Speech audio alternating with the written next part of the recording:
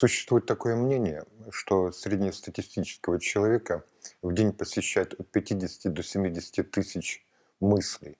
При этом 90-95% этих мыслей — это те же, что были вчера и позавчера. Задумайтесь над этим. Из этого следует вывод, что вы никогда не добьетесь существенных изменений в собственной жизни, если будете продолжать выполнять одни и те же действия изо дня в день. Это выглядит как некая форма безумства — делать одно и то же и ожидать другой результат. Я научу вас, как перестать делать это и начать сразу внедрять новое в свою жизнь. Для этого мы с вами будем использовать мою любимую систему мелких, но ежедневных изменений, которые в будущем приводят к большим изменениям. Для начала я вас попрошу внести изменения в свои утренние ритуалы и попробуйте чистить зубы противоположной рукой. На это есть несколько причин. Во-первых, это научит вас находиться в моменте здесь и сейчас. Большинство людей постоянно отвлекаются. Я об этом уже рассказывал в предыдущем ролике, ссылка на него будет выше. Как же нам быть в ситуации информационной перегрузки? Как сохранить свое внимание и сосредоточенность в мире, в полном уведомлении соцсетей и цифровой перегрузки? Когда вы чистите зубы противоположной рукой, это учит вас следить за собой, находиться в моменте здесь и сейчас. Сила этого в том, что вы тренируете внимание, накачиваете мышцу внимания, которая вам очень пригодится, когда вам потребуется запомнить чье-то имя или прочесть книжку, не отвлекаясь. Сильная мышца внимания поможет вам, когда вы учитесь. Итак, первое. Вы учитесь быть в моменте здесь и сейчас. Второе. В одном частном исследовательском университете, расположенном на территории США, на кафедре биологии и нейробиологии, было проведено исследование на тему «Как сохранить когнитивные способности пожилых людей». И было обнаружено, что использование другой руки при приеме пищи и при чистке зубов может помочь в этом. Мы знаем, что психическое влияет на физическое, но также есть и влияние физического на психическое. Мозгу необходимо движение.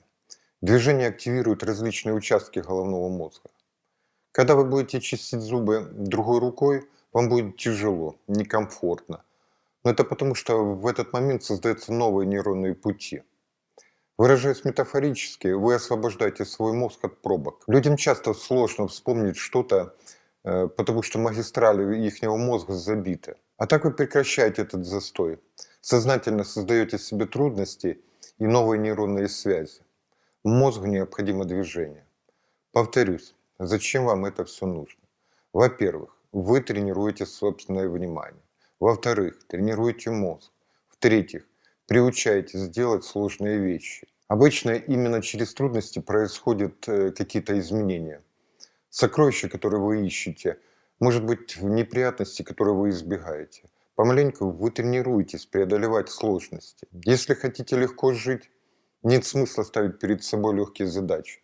По-простому, вы или ничего не делаете, или откладываете все, что можно, на потом. Но сложно выполнять трудные задачи. Сложно заниматься необходимым.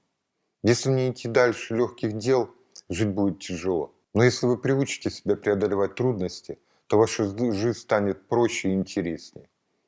На самом деле научиться этому легко. Просто начните первым делом, проснувшись утром, делать что-то сложное. Тем самым вы прокачиваете свой мозг, и когда нужно будет позвонить, выступить с презентацией или провести неприятную беседу, все это будет намного проще сделать, если вы приучите себя к сложности. И третья причина. Если вы хотите изменить свою жизнь, нужно изменить свои привычки. Сначала вы создаете привычки, потом привычки создают вас. Если вы наловчитесь делать что-то новое, создавать новые привычки, что вам еще будет под силу? Может, вы выработаете привычку осознанности, привычку быть счастливым, привычку правильно питаться, привычку каждый день заниматься спортом. На психологическом уровне вы создаете привычку создавать мощные привычки. Надеюсь, эта информация будет для вас полезной, и в завершение вышесказанного хочу пожелать вам осознанного отношения к вашей жизни. С вами был Дмитрий Паршуков. Не забудьте подписаться на этот канал, чтобы не пропускать новые видео. Оставьте комментарии, поставьте лайк или дизлайк на ваше усмотрение. До новых встреч!